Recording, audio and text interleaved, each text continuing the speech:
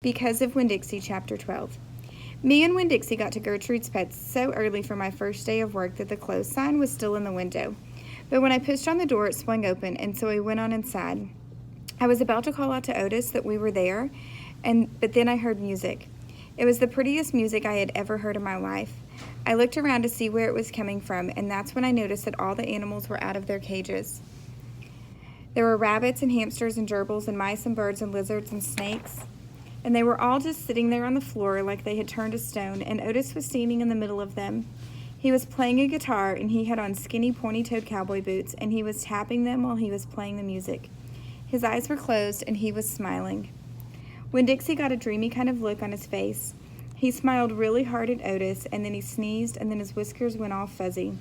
And then he sighed and kind of dropped to the floor with all the other animals. Just then, Gertrude caught sight of Winn Dixie. "Dog!" she croaked and flew over and landed on his head. Otis looked up at me. He stopped playing his guitar and the spell was broken. The rabbits started hopping and the birds started flying and the lizards started leaping and the snakes started slithering and Winn Dixie started barking and chasing everything that was moving.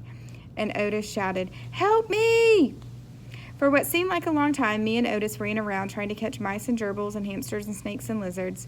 We kept on bumping into each other and tripping over the animals, and Gertrude kept screaming, "Dog! Dog!" Every time I caught something, I put it back in the first cage I saw. I didn't care if it was the right cage or not. I just put it in and slammed the door. And the whole time I was chasing things, I was thinking that Otis must be some kind of snake charmer, the way he could play his guitar and make all the animals turn to stone. And then I thought, this is silly.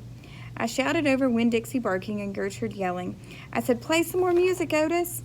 He looked at me for a minute, then he started playing his guitar, and in just a few seconds, everything was quiet.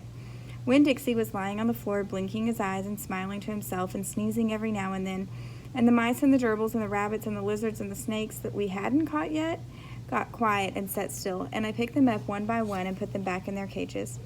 When I was all done, Otis stopped playing. He looked down at his boots. "I was just playing them some music. It makes them happy." "Yes, sir," I said. "Did they escape from their cages?" "No," said Otis. "I take them out. I feel sorry for them being locked up all the time. I know what it's like being locked up." "You do?" I said.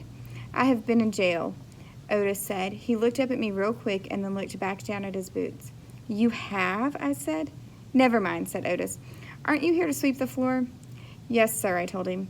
He walked over to the counter and started digging through a pile of things, and finally he came up with a broom.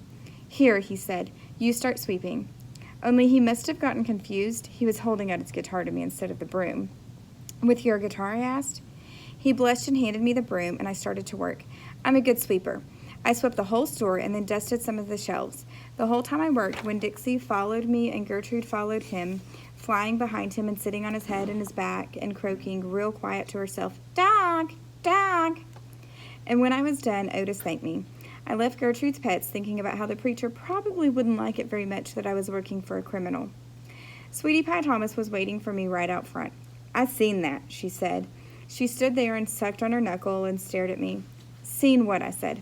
"I seen all them animals out of their cages and keeping real still. Is that man magic?" he asked. "Kind of," I told her. She hugged Winn Dixie around the neck. "Just like this grocery store dog, right?"